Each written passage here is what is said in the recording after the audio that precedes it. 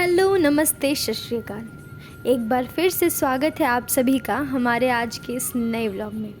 तो तैयार हो जाइए आज के इस नए सफ़र के लिए। अल्मोड़ा की इन खूबसूरत वादियों के बीच हम फिर आए हैं एक खूबसूरत से डेस्टिनेशन पर। हमारा देश भारत कई मंदिरों और धार्मिक स्थलों का संग्रह है, जहाँ विभिन्न मंदिरों को बड़े ही श्रद्धा भाव से पूजा जाता है।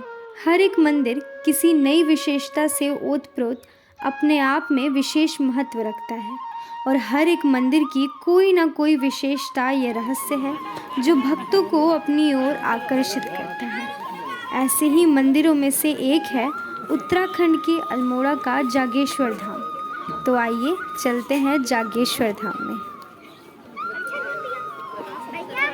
जागेश्वर धाम उत्तरांचल के जंगल के ऊंचे इलाकों में जागेश्वर या नागेश के रूप में शिव का निवास है। यहाँ का पूरा शहर शिव मंदिरों को समर्पित है। ये मंदिर कुमाऊं मंडल के अल्मोड़ा जिले से 38 किलोमीटर की दूरी पर देवदार के जंगलों के बीच स्थित है। जागेश्वर को उत्तराखंड का 5वां धाम भी कहा जाता है।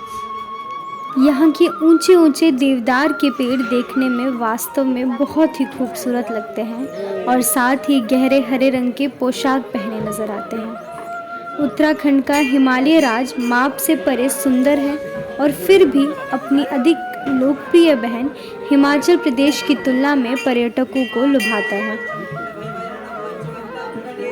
उत्तराखंड में स्थित जागेश्वर धाम एक ऐसा धाम भी है जिसका नाम तो प्रसिद्ध है, लेकिन इसका रहस्य कोई भी नहीं जानता। भगवान शिव का ये मंदिर 12 ज्योतिर्लिंगों में से एक है और ये मंदिर लगभग 2500 वर्ष पुराना है। उत्तराखंड में स्थित इस मंदिर का पौराणिक कथाओं में भी उल्लेख किया गया है, जिसका वर्णन शिव पुराण, लिंग पुराण और स्कंद पुराण में भी मिलता है। हर तरफ से देवदार के जंगल से घिरा ये 100 मंदिरों का एक समूह है। मंदिरों को देखने के लिए यह आश्चर्यजनक स्थान है और इसलिए ये पूरा परिवेश देखने योग्य है। जागेश्वर में शिलालेख, नक्काशी और मूर्तियाँ एक खजाना है। यदि आप वास्तुकला, धर्म या इतिहास में रुचि रखते हैं तो उत्तराखंड का ये खूबसूरत नज़ारा आपको ज़रूर देखना चाहिए। इस स्थान को जागेश्वर घाटी मंदिर के रूप में भी जाना जाता है। यहाँ के कुछ मंदिर 1400 साल पुराने हैं। इस क्षेत्र में कई नए मंदिरों का भी विकास हुआ है जो कुल 200 की संख्या के करीब है। जागेश्वर धाम में सारे मंदिर केदारनाथ शैली से बने हुए हैं। अपनी वास्तुकला के लिए प्रसिद्ध इस मंदिर को भगवान शिव की तपस्थली के रूप में भी जाना जाता है।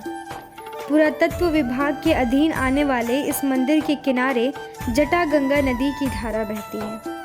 मान्यता है कि यहाँ सप्त ऋषियों ने तपस्या की थी और यहीं से लिंग के रूप में भगवान शिव की पूजा शुरू की थी। खास बात यह है कि यहाँ भगवान शिव की पूजा बाल या तरुण रूप में भी की जाती है। जागेश्वर धाम में भगवान शिव को समर्पित 124 छोटे बड़े मंदिर हैं। मंदिरों का निर्माण बड़े बड़े पत्थरों से किया गया।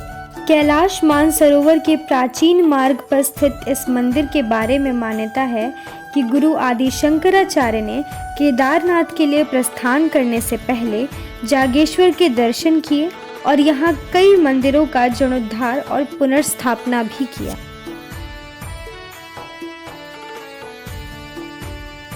यहाँ पूजा करने वाले मुख्य देवता शिव, विष्णु, शक्ति और सूर्य हैं। जागेश्वर के कुछ सबसे प्रमुख मंदिर है दंडेश्वर मंदिर, चंडिका मंदिर, जागेश्वर मंदिर, कुबेर मंदिर, मृत्युंजय मंदिर, नंदा देवी मंदिर या नवदुर्ग नवग्रह मंदिर और सूर्य मंदिर। यदि आप शांति के साथ भक्ति की तलाश में हैं तो इस स्थान की यात्रा कभी ना कभी जरूर करें।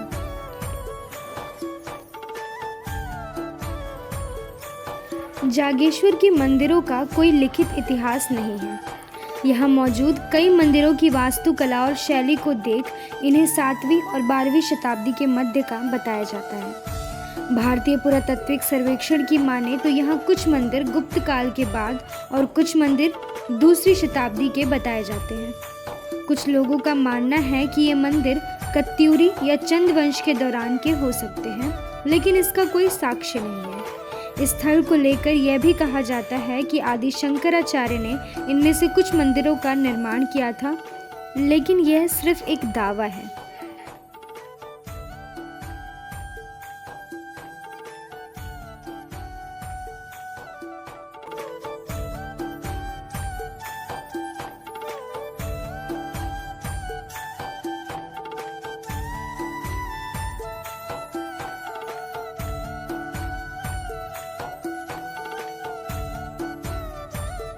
आप जो सामने बड़ा सा कुआं जैसा देख रहे हैं, ये एक यज्ञ कुंड है।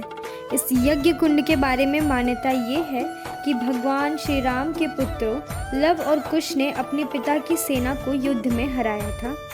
इसी के प्रायश्चित के लिए इस जगह पर उन्होंने यज्ञ आयोजित करवाया, जिसमें उन्होंने देवताओं को आमंत्रित किया था। कहा जाता है कि लव कुश ने ही सर्वप्रथम इन मंदिरों की स्थापना की थी।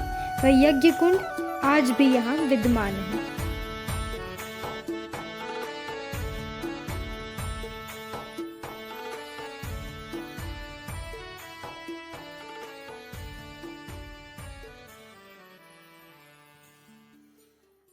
के 33 कोटि देवी देवता जो है उनका स्थान है। और यहाँ पे जो है क्या कहते हैं, एक तो हमारे हिंदुस्तान में जो 12 ज्योतिर्लिंग हैं उनमें 8वें नंबर के ज्योतिर्लिंग हैं। और जो यहाँ पे मुख्य 5 मंदिर हैं, ये शक्तियाँ अपने आप निकली गई है प्राकृतिक 5 मंदिरों की, जिनमें जागेश्वर महादेव ज्योतिर्लिंग हैं, केदारनाथ जी हैं, मृत्युंजय महादेव हैं, पार्वती जी हैं और हनुमान जी हैं। ये 5 मंदिरों की जो शक्तियाँ हैं आदि अनादिकाल से इनके बाहरी ढांचे का जो क्या कहते हैं निर्माण हुआ, वो रिपेयरिंग हो रही है। 7वीं 8वीं सदी पर रिपेयरिंग हुई थी, 1300-1400 साल पूर्व। उससे पूर्व काष्ठ में निर्मित थे 5 मंदिर। तो यहाँ पे अन्य मंदिरों का निर्माण फिर इस तरह से हुआ कि भगवान शिव इतने जागृत रूप में थे कि मतलब जो जैसा कहता था, अच्छा बुरा अपने लिए दूसरे के लिए जिस तरह की बातें मांगता था वो तुरंत मिल जाती थी उसे। तो जगत गुरु आदि शंकराचार्य जी का भी सर्वप्रथम भ्रमण का स्थान रहा है। तो उनने देखा कि भगवान शिव इतने जागृत रूप में है, जो जैसा कह रहा है वैसा उसे तुरंत मिल जा रहा है। तो आने वाले कलयुग में लोग इसका दुरुपयोग करेंगे, तो उन्होंने जो है भगवान शिव के लिंग को जो है क्या कहते हैं अपने वेदोक्त मंत्रों से क्लियर कर दिया कि आने वाले समय में लोग इसका दुरुपयोग न करें।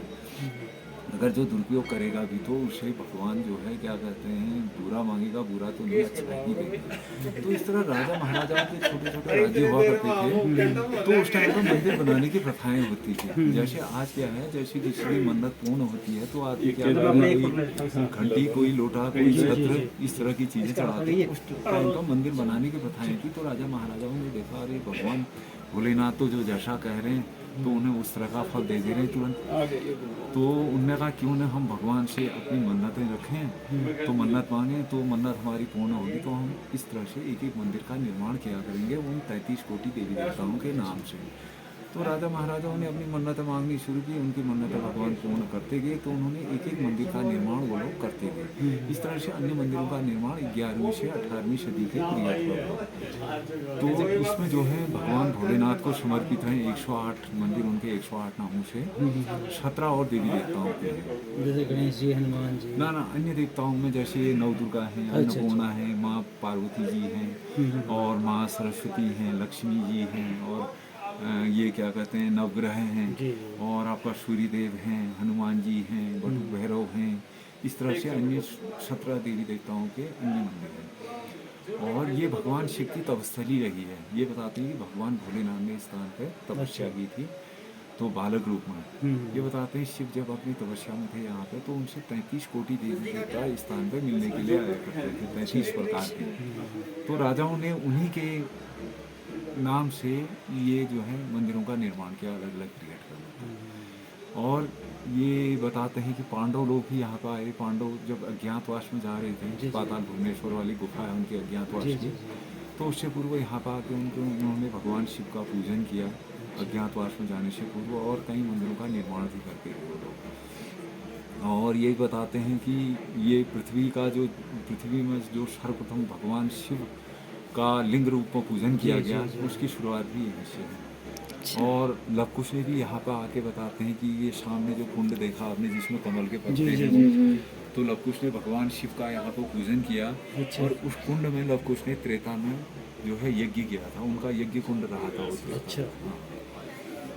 और ये बताते हैं भगवान राम जी ने भी स्वयं यहाँ पर आके भगवान शिव की आराधना की थी, अच्छा। ये भी बताया गया। और ये पेड़ भी। ये पेड़ का ऐसा है कि भगवान भोलेनाथ और जगह आप देखेंगे तो केवल आपको लिंग शिवलिंग ही विराजमान मिलेंगे, लेकिन यहाँ पे जो है हाँ हाँ भगवान शिव का लिंग जमीन से प्रकट है, जमीन के अंदर से निकले हैं। हाँ हाँ। ये जो 3 मंदिर हैं यहाँ पे, जी जागेश्वर जी और केदारनाथ जी और मृत्युंजय महादेव, जी। चौथा माँ पार्वती जी का, 5वां हनुमान जी का है। हम्म। इनकी जो लिंग हैं वो जमीन के अंदर से प्रकट हैं, ऊपर आके लिंग 2 भागों में विभाजित है। अच्छा। तो भगवान शिव के साथ स्वयं जो है माँ पार्वती जी उनके वाम अंग में विराजमान है इस स्थान पर। तो इसी तरह उन्हीं का प्रतीक है ये वृक्ष, जिस तरह भगवान शिव अर्धनारेश्वर रूप में विराजमान है इस स्थान पर, तो ये वृक्ष भी उन्हीं की तरह अर्धनारेश्वर रूप में विराजमान है यहाँ पर। अर्धनारीश्वर। ठीक है। और क्या पूछना?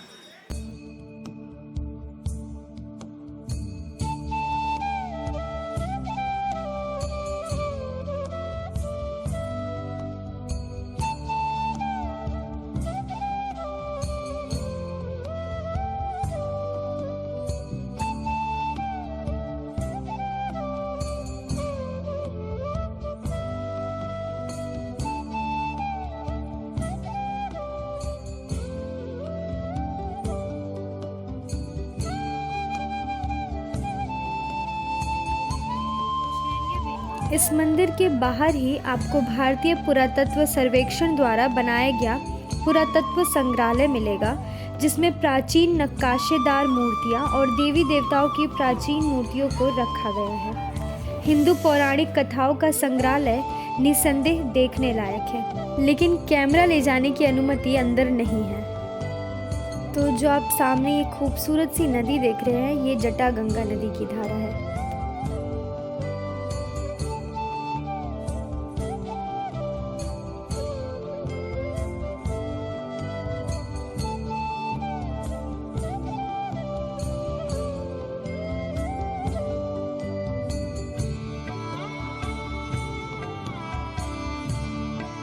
इस जगह की खूबसूरती सच में देखने लायक है और बहुत ही शांति का माहौल है।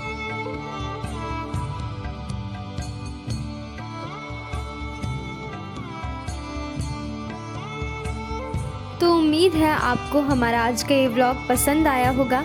ऐसे ही व्लॉग्स के लिए आप हमारे चैनल को सब्सक्राइब करें, लाइक, शेयर और कमेंट करना बिल्कुल ना भूलें।